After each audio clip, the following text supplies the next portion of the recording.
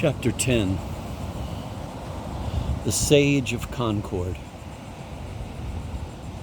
The pragmatist, Mr. Dewey, said of Ralph, whom he knew he is not transcendental, just sentimental, not based on science, not one of the giants. As for self-reliance, Dewey. I spent a week after the procedure at St. Mary's Hospital, and it occurred to me that procedure is not a good word to describe something that gives you more time in this world. Procedure is good enough for clearing a paper jam in a printer, but what was done for me was miraculous. Thanks to scientific wizardry, I was now, in effect, walking on water.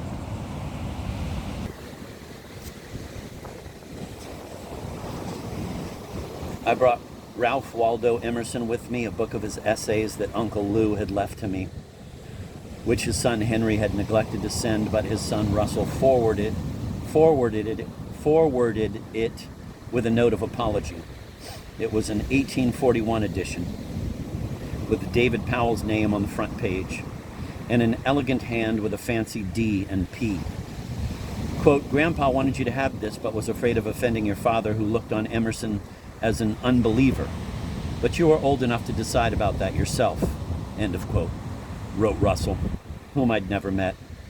The package was postmarked in Bend, Oregon.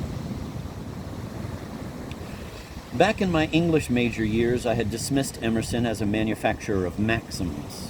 Quote, "To be great is to be misunderstood," end of quote. Of the sort you could make into wall plaques, quote, "When it is dark enough you can see the stars," end of quote. And as Emerson himself said, quote, "I hate quotations. Tell me what you know," end of quote. With Thoreau's Walden and a week on the Concord and Merrimack rivers, I had a sense of a man behind the words, but Emerson felt like a long avenue with billboards every 100 feet, quote, "A foolish consistency is the hobgoblin of little minds," end of quote. And back then at the U, I put him on the shelf and forgot about him.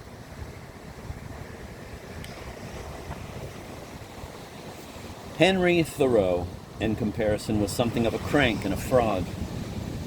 He advocated civil disobedience, spent a day in jail, and Emerson paid his fine.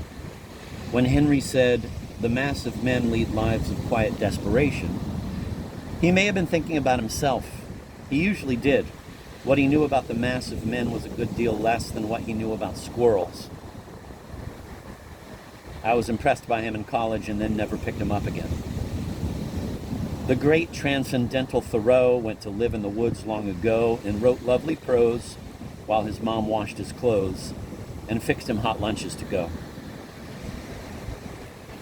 Emerson, on the other hand, was a great intellect of the 19th century, a transcendentalist, whatever that may mean, a tireless lecturer, an abolitionist, and all his stuff about individualism was perfectly okay. But when I was 21, I found the preachy tone tedious. Quote, "It is not the length of life, but the depth," end of quote, blah, blah, blah. And now at the age of 80, recovering from surgery, grateful for heart repair, he became a personal friend, especially knowing that my ancestor had held this book in his hand.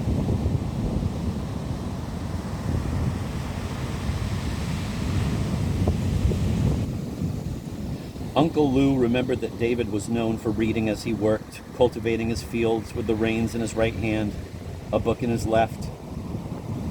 A cultivated man. And the book of Emerson appeared well read, so I gave him another chance. If a farmer driving horses could absorb this stuff, there must be something in it.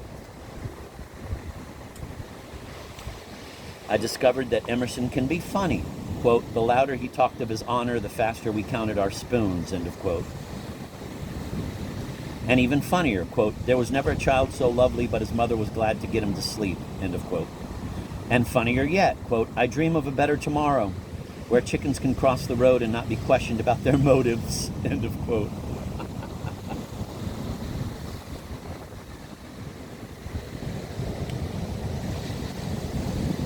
The stuff about nonconformity and making your dreams come true, however, reminds me of some flummery I saw on Facebook last week.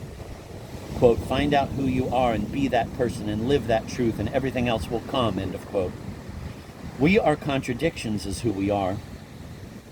Every savant contains an idiot, and on one hand he can solve 6 solid geometry problems in his head simultaneously, on the other hand he buys an 800-pound anvil because it's so cheap. $300, but he doesn't want his wife to know, so he keeps it up in a tree in the backyard, and one day he walks out back and the anvil falls on him, smooshes him flat as a pancake, and he's buried in a Steinway piano case, and everybody in the church thinks, quote, what in the name of heaven was he thinking, end of quote.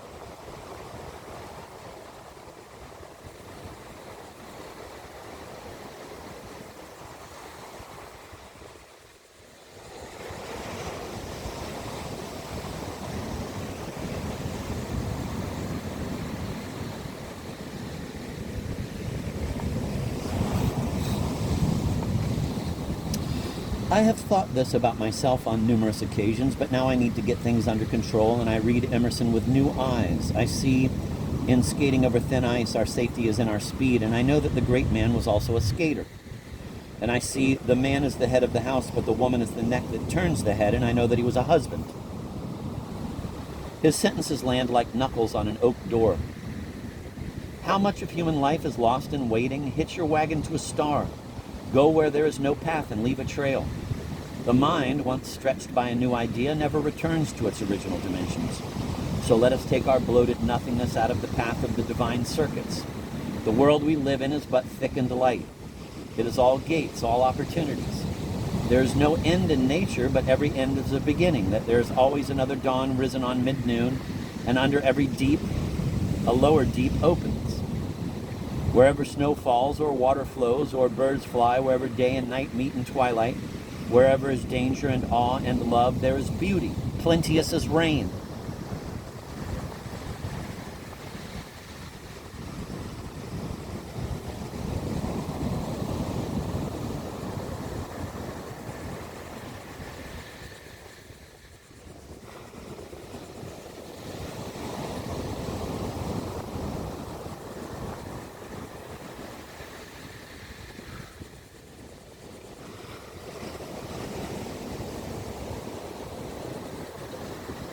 The man is writing in an era of drudgery when young people languished in the cotton mills and thousands of New England men ran away to sea to escape the hopelessness of farming on poor soil and stood aboard a ship in heavy seas and hacked the blubber off the whales as they were hauled up and threw it in an oven to cook down. The deck slippery with oil, blades honed razor sharp, men sliding around as the ship pitched and rolled. And here is Emerson telling them to hitch their wagon to a star.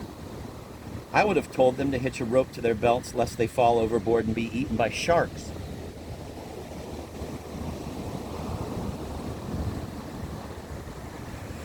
I am not so enthusiastic about individualism. His advice is all very elevated and hopeful. Trust instinct to the end. Even though you can give no reason, no law can be sacred to me but that of my nature.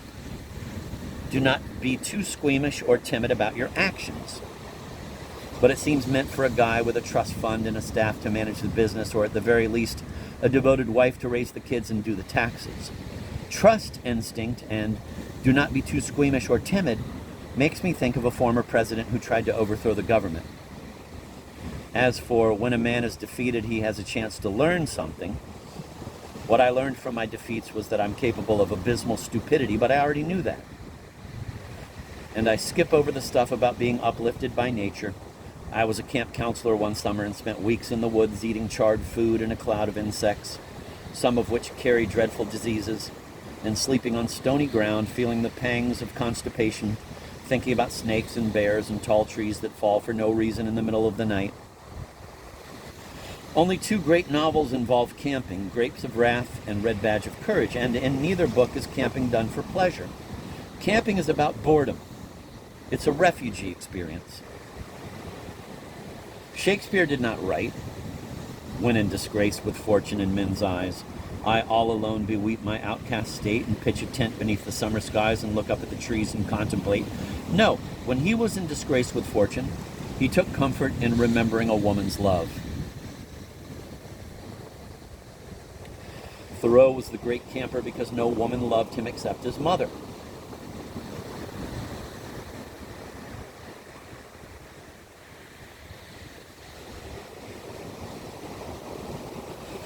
When I first met my wife, I noticed that she wasn't wearing hiking boots and didn't have a lanyard around her neck and didn't smell of insect repellent. It was a good start to a fine romance.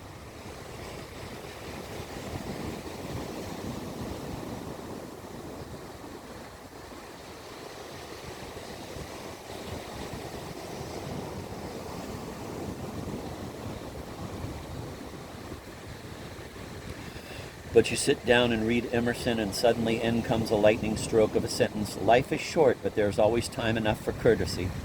Manners are the happy ways of doing things, a rich varnish with which the routine of life is washed and its details adorned. You can hang your hat on that line. There's always time enough for courtesy. What struck me, an old man in the hospital with a Frankensteinian scar on my chest, was his insistence on cheerfulness, looking forward, seizing the day. He said exactly what was on my mind as I went through rehab, walking the treadmill, pedaling the stationary bike, lifting weights, doing my stretches. I had hated exercising, but now, as Emerson said, was the beginning of something new. Finish every day and be done with it. You have done what you could. Some blunders and absurdities no doubt crept in. Forget them as soon as you can. Tomorrow is a new day. You shall begin it well and serenely and with too high a spirit to be cumbered with your old nonsense. This day, for all that, is good and fair. It is too dear, with its hopes and invitations, to waste a moment on the rotten yesterdays. Write it on your heart that every day is the best day in the year, and this time, like all times, is a very good one if we but know what to do with it.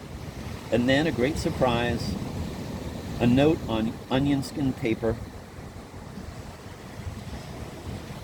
dried up by age, addressed to Mr. Powell, Esquire, from the author. I have read your letter repeatedly and find sentiments in the lines that are solid and born of conviction, and not the conventions of the day.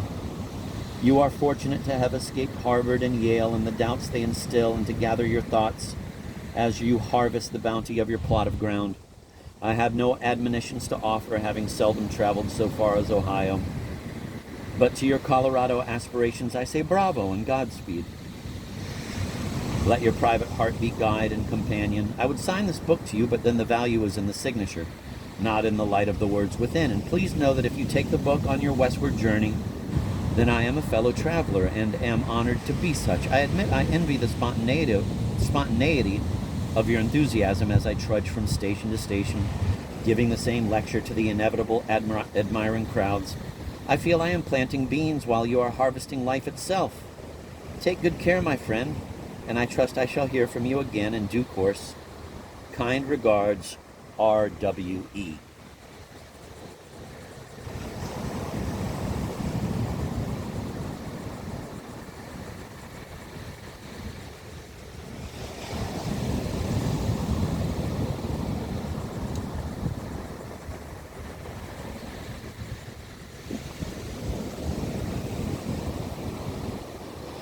I sent the letter to Russell and said that it was worth money and should belong to him, that the book itself was worth a great deal to me, and he wrote back and thanked me, and I believe it was auctioned off, but I don't know where it is today, and I don't care. I do know that Russell and his ex-wife reconciled and left Oregon for Cape Cod and bought a fine house in Nantucket, and I'm glad the letter did them good. Cheerfulness is a choice. That's what I get from Emerson. A man is relieved and gay when he has put his heart into his work and done his best, but what he has said or done otherwise shall give him no peace.